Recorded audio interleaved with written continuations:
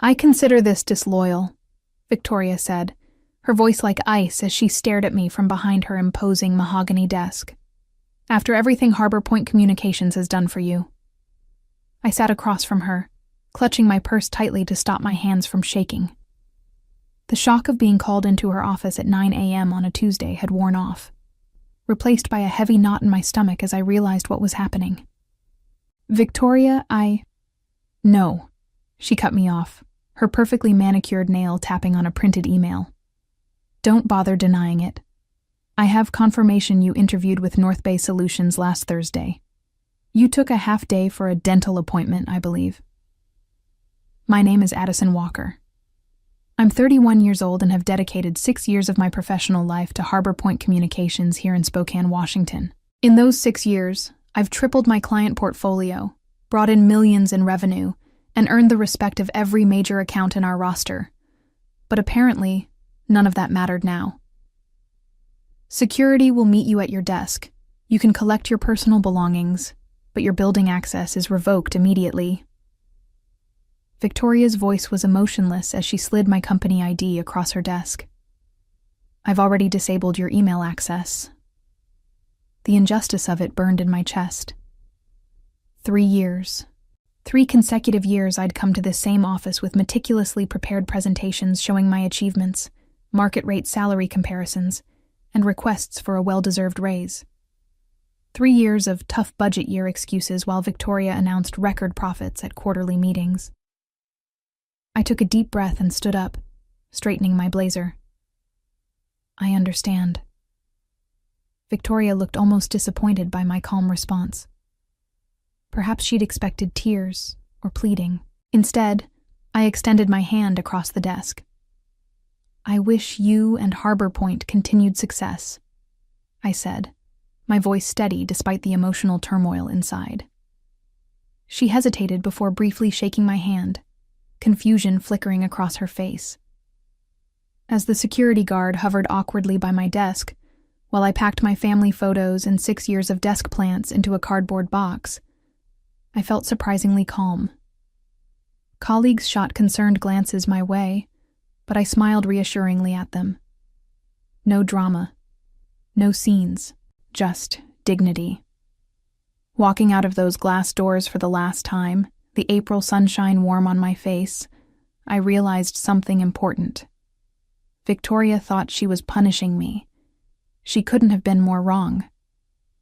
As I placed the box in my car trunk, my phone buzzed with a message from David Klein, CEO of North Bay Solutions. "Can we move our final discussion to today, 2 p.m.? I smiled. Victoria had no idea what was coming. It's funny how 6 years of your life can fit into a single cardboard box. As I drove home from Harbor Point, the box secure in my trunk, I reflected on everything that had led to this moment. I joined the company fresh out of graduate school, eager and determined. Despite my marketing degree from Washington State University, I'd started in an entry-level position, making coffee runs and organizing meeting notes. But I worked tirelessly, staying late, volunteering for the difficult projects nobody wanted, and building relationships with clients who others had written off as too demanding. Within 2 years, I was handling our mid-tier accounts. By year 4, I'd been entrusted with North Bay Solutions, our largest client, worth nearly 30% of Harbor Point's annual revenue. David Klein, North Bay's CEO, specifically requested me as their account manager after I'd stepped in during a crisis when their previous representative dropped the ball. "You're the only one who seems to understand what we need before we even ask," he'd told me. From then on, the relationship between our companies flourished, with North Bay extending their contract and doubling their marketing budget with us. Victoria had been pleased then. "This is the kind of initiative we value," she'd said, though that value never translated to my compensation. My first request for a raise came after that success, armed with performance metrics and revenue numbers that spoke for themselves. "It's just not in the budget this year," Victoria had explained, with a rehearsed look of regret. "But your contribution is noted." I accepted it then. The economy had been uncertain, and I was still building my portfolio. But the following year, after bringing in 3 new major clients and receiving an industry award for a campaign I'd designed, the same answer came. "Next year will be better," she promised. "We just need to tighten our belts a little longer." Meanwhile, Victoria drove to work in a new luxury SUV, and the company leased an additional floor in our building for expansion. Still, I remained loyal, believing that dedication would eventually be rewarded. The third denial came 6 months ago, right after I'd successfully negotiated a 40% increase in North Bay's annual contract value. "Your performance is exceptional," Victoria had said. "But we're investing in infrastructure this year. Perhaps we can revisit this in the summer." Something in me had finally broken. That night, I updated my resume for the first time in 6 years. Not out of anger or revenge, but out of self-respect. I was worth more than constant promises and perpetual denial. I just never expected Victoria would discover my job search before I was ready to give my notice. At home, I set the cardboard box on my kitchen counter and stared at it, the reality of what had just happened finally hitting me. I wasn't just between meetings or taking a day off. I was unemployed. The weight of it pressed against my chest, momentarily making it difficult to breathe. My phone rang, displaying my best friend Olivia's name. "I just heard," she said when I answered. "Thomas texted me. Are you okay?" Thomas was Harbor Point's IT specialist and Olivia's boyfriend. News traveled fast. "I'm processing," I replied honestly, sinking onto a kitchen stool. It happened so quickly. "It's completely unfair," Olivia said, her voice rising with indignation. "Everyone knows you're the only reason North Bay has stayed with Harbor Point this long. Victoria's just intimidated because you're better at the job than she ever was." There was some truth to that. Victoria had been the company's star account executive before moving into management. Many of us suspected she missed the recognition and client relationships, often inserting herself unnecessarily into my meetings with North Bay. "The worst part is how she did it," I said, feeling a flash of anger. Like I'd committed some kind of corporate treason by looking for opportunities after being denied advancement for 3 years straight. "It's her loss," Olivia replied firmly. "And honestly, Addison, maybe it's for the best. You've been undervalued there for years." She was right, of course. I'd stayed at Harbor Point out of loyalty to my clients and colleagues, not because it was the best choice for my career, but getting fired like this, escorted out by security as if I were a criminal, that stung deeply. My phone beeped with an incoming call. David Klein. "Olivia, I need to take this. It's North Bay." "Go, take it. Call me after," she said before hanging up. I took a deep breath and answered. "Addison, I just heard what happened at Harbor Point," David said, skipping pleasantries. "Are you available to come in today? I'd like to accelerate our conversation." My heart raced. "Yes, I can be there at 2 p.m. as you suggested." "Excellent. And Addison, don't worry about what happened this morning. Sometimes these things have a way of working out for the best." After hanging up, I stared at my reflection in the kitchen window. The woman looking back at me wasn't defeated. She was being set free. I showered and changed into my best suit, the one I reserved for pitching new clients.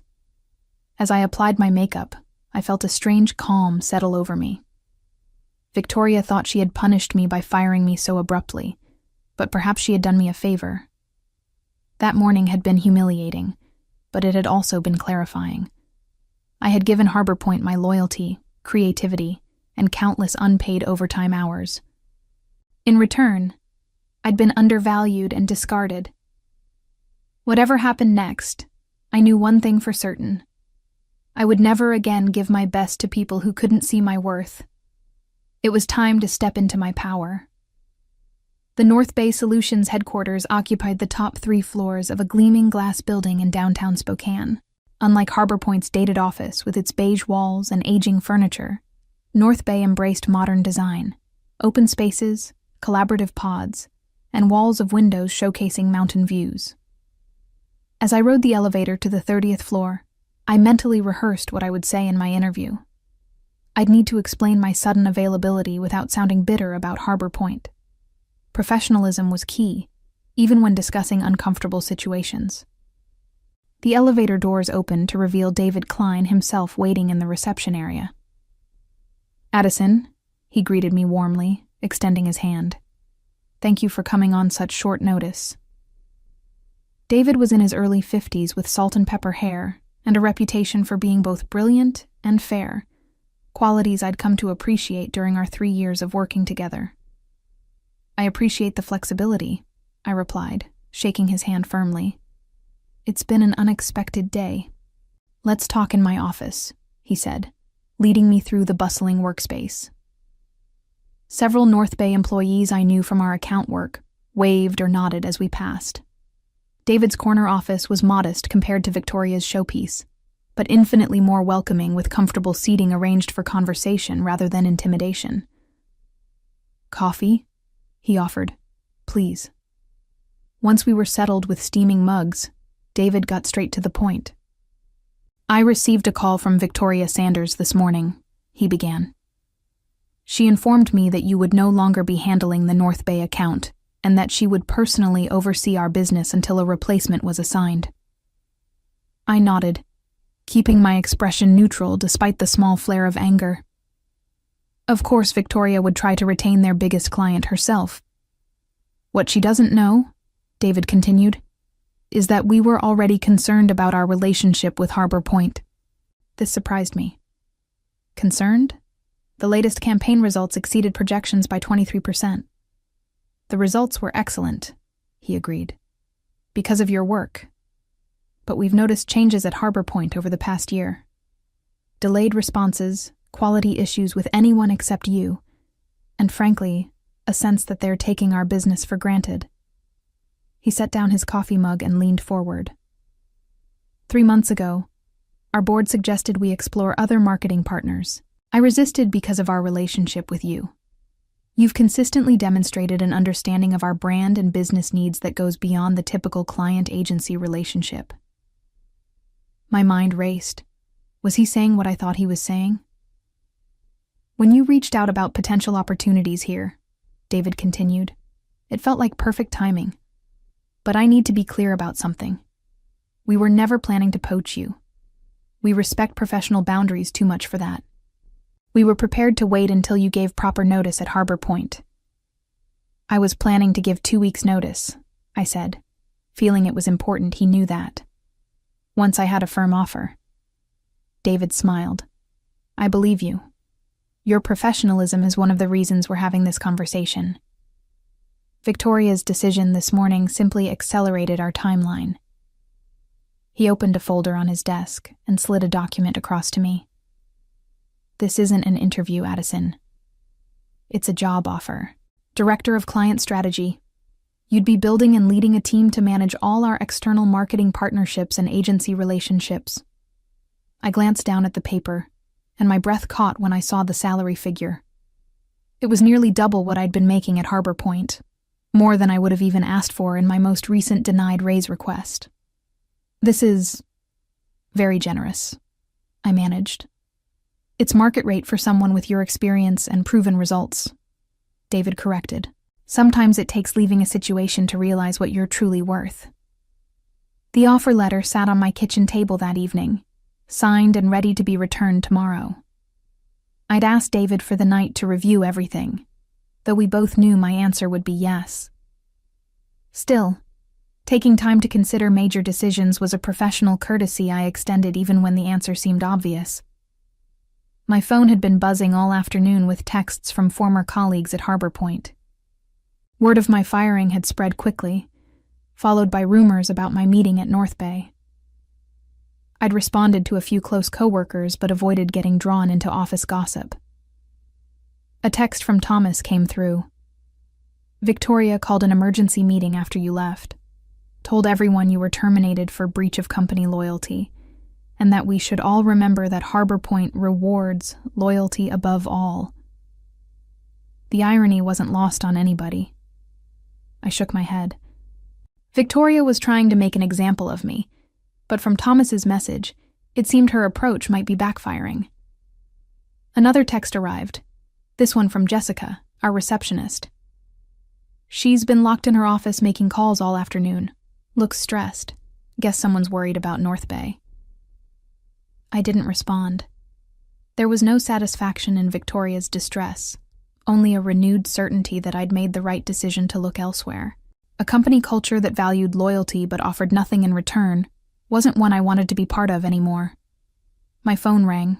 An unknown number. Curious, I answered. Addison Walker? A woman's voice asked. Speaking.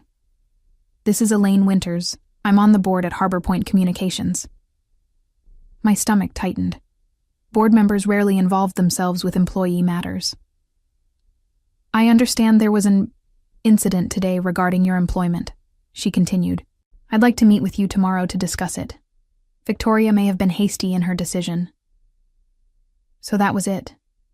Victoria had fired her most valuable account manager without board approval, and now North Bay was potentially walking. Damage control. I appreciate the call, Ms. Winters, but I've already accepted another position, I said, keeping my tone respectful but firm. A pause. May I ask where? I don't think that would be appropriate to share at this time. Another, longer pause. Addison, if this is about compensation, I'm sure we can revisit those conversations. The board values your contribution to Harbor Point. The irony was almost painful. 3 years of documented rejected requests for appropriate compensation. And now, suddenly, the board valued my contribution. It's not just about compensation, I replied honestly. It's about respect and recognizing employee worth before they have one foot out the door. Perhaps we should discuss this in person, she pressed. Tomorrow morning? I thought about it. While I had no intention of returning to Harbor Point, there was something to be said for professional closure. I can meet at 9 a.m., I agreed. But to be clear, I've signed an employment contract elsewhere. I'm not coming to negotiate a return. Understood, Elaine said, though her tone suggested she didn't believe me. I'll see you tomorrow at our offices. After hanging up, I poured myself a glass of wine and stepped onto my apartment balcony. The spring evening was cool, but pleasant, the city lights beginning to twinkle as dusk settled. Tomorrow would bring a conversation I hadn't anticipated having, but perhaps it was necessary. A chance to articulate what had gone wrong at Harbor Point, not just for my own closure, but as feedback that might benefit those who remained. My phone buzzed with an email notification from David Klein, subject line, Welcome to the team. Whatever happened tomorrow, I knew one thing for certain. I wasn't looking back. The Harbor Point reception area felt strange to enter as a visitor. Jessica's eyes widened when she saw me, her professional smile faltering. Addison? You're here for the meeting with Ms. Winters? That's right, I confirmed, signing the visitor log. Another surreal moment. I'll let her know you've arrived, Jessica said, then lowered her voice. For what it's worth, everyone's talking about how wrong this was. You were the best of us. Her words warmed me. Thank you, Jessica. The elevator ride to the conference room gave me a moment to center myself. I had dressed professionally in a navy suit, not to impress, but to remind myself and everyone else that I was approaching this meeting as an equal, not as a dismissed employee seeking redemption. Elaine Winters was already waiting when I arrived, a slim folder in front of her. In her 60s with silver hair cut in a precise bob, she had the poised confidence of someone used to making million-dollar decisions before breakfast. Ms. Walker, thank you for coming, she said, standing to shake my hand. Please have a seat. I expected Victoria to join us, but as Elaine closed the door, it became clear this would be a private conversation. I've reviewed your personnel file, Elaine began, opening the folder. 6 years of excellent performance reviews, consistent growth in your account portfolio, and 3 formal requests for salary adjustment, all denied. She looked up at me. I was not aware of this pattern. This surprised me. I assumed compensation decisions were reviewed at the board level. Major compensation changes, yes, but management has discretion within certain parameters. Elaine's expression remained neutral, but her tone suggested disapproval. Victoria has been operating with significant autonomy. I see. What I don't see, she continued, is documentation justifying your termination yesterday. There's no company policy prohibiting interviews with other organizations. I kept my response measured. The word used was disloyal. Elaine's eyebrow arched slightly. An interesting choice, given the circumstances. She closed the folder. Ms. Walker, I'll be direct. The board would like to offer you reinstatement with the adjusted compensation you requested in your last review, plus a 10% increase and the title of Senior Account Director. The offer was better than anything Victoria had been willing to consider, but it came 3 years and one humiliating dismissal too late. That's a generous offer, I acknowledged, but as I mentioned on the phone, I've already accepted a position elsewhere. At North Bay Solutions, Elaine stated, not asking. I didn't confirm or deny, maintaining professional boundaries. My new role begins Monday. Elaine studied me for a moment. Victoria is concerned North Bay may reconsider their relationship with Harbor Point given your departure. And there it was, the real reason for this meeting. Not concern for how I'd been treated, but fear of losing a major client. That would be a question for North Bay, I replied carefully. Indeed, Elaine nodded, seeming to appreciate my discretion. One last question, if I may.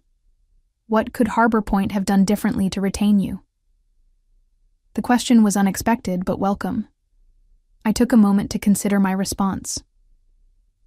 Recognize my value before I had to look elsewhere to find it, I said simply. Loyalty works both ways, Ms. Winters.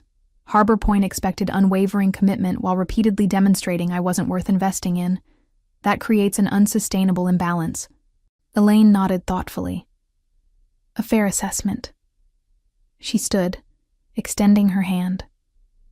Thank you for your candor. Whatever your next steps, I wish you success. Walking out of Harbor Point for the second and final time, I felt lighter than I had in years. This meeting hadn't been about giving me a second chance. It had been about giving me a chance to reclaim my narrative, to leave on my terms, with my dignity and professional reputation intact. I'd been granted an unexpected gift, closure. Monday morning arrived with a mixture of excitement and nervousness. My new position at North Bay Solutions officially began today, and with it, a fresh chapter in my professional life. I arrived early, eager to settle into my new office, a real office with a door and windows, not the cramped cubicle I'd occupied at Harbor Point despite my senior role. David had arranged for everything to be ready, including a welcome basket and technology setup. At 9 a.m., he stopped by to introduce me to my new team, 5 talented marketing specialists who would be working under my direction to manage North Bay's various agency relationships. The irony wasn't lost on me. I'd gone from managing a single account to overseeing all marketing partnerships, including whoever would now handle the Harbor Point relationship. Team, this is Addison Walker, our new Director of Client Strategy, David announced. Many of you already know her from her exceptional work at Harbor Point Communications. We're fortunate to have her expertise in-house now. After introductions and a brief team meeting to outline priorities, David asked me to join him in the conference room. There, I found several members of North Bay's executive team gathered around the table. Before you dive in completely, David explained, we wanted your input on an important decision. The company's chief financial officer spoke up. In light of recent changes, we're reevaluating our relationship with Harbor Point Communications. Their contract is up for renewal next month. We value your perspective, added the chief marketing officer. You understand our needs and have first-hand knowledge of Harbor Point's capabilities. I could have easily recommended terminating the relationship, a swift, satisfying revenge against Victoria. The opportunity to deal a significant financial blow to Harbor Point was right in front of me. No one would question it. Business relationships ended all the time. But that wasn't who I was. Revenge might feel good momentarily, but professionalism would serve me better in the long run. I think we should evaluate Harbor Point on the same criteria as any other potential partner, I said carefully. Their work has been strong, but consistency and account management will be critical factors to consider moving forward. The email was sent at 11 a.m. on Wednesday, precisely 1 week after Victoria had fired me from Harbor Point. I hadn't orchestrated the timing. It was simply when North Bay's executive team finalized their decision after reviewing proposals from 3 competing agencies. David had given me the courtesy of seeing the email before it went out, though I had recused myself from the final decision to avoid any appearance of bias or impropriety. The message was professional and direct. After careful consideration of our marketing needs moving forward, North Bay Solutions has decided to transition our account to Meridian Creative, effective immediately. This decision reflects our evolving brand strategy and digital requirements. Addison Walker, our new Director of Client Strategy, will oversee the transition and serve as your point of contact. We appreciate our partnership and request all materials be transferred by end of business Friday. I imagined Victoria's reaction upon receiving the news, the shock, then the dawning realization of what had happened.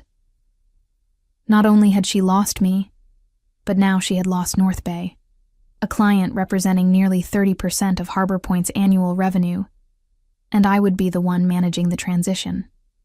The perfect professional revenge had fallen into my lap, without my having to orchestrate it. I hadn't needed to badmouth Harbor Point or sabotage the relationship. The company's own shortcomings, highlighted by my departure, had done that for me. That afternoon, I received a LinkedIn request from Jessica, Harbor Point's receptionist, followed by a private message. The office is chaos. Victoria's been in emergency meetings all day. 3 other account managers have updated their resumes. Karma works fast. I didn't reply immediately. There was no need to gloat or insert myself into Harbor Point's internal affairs. Instead, I focused on building my new team and establishing our processes. Success, after all, was the best revenge. Later, however, I did accept Jessica's connection request with a simple message. Thank you for your kindness during my time at Harbor Point. Wishing you all the best. Taking the high road felt surprisingly good. My new position at North Bay brought challenges and opportunities I would never have experienced had I remained at Harbor Point, waiting for recognition that might never come. Sometimes, the best revenge isn't something you actively pursue. It's the natural consequence of valuing yourself when others don't. Looking back on that journey a year later, I realized that Victoria had inadvertently given me a precious gift. The push I needed to find my true worth. In seeking revenge, I found something far more valuable: self-respect and the courage to claim the success I deserved.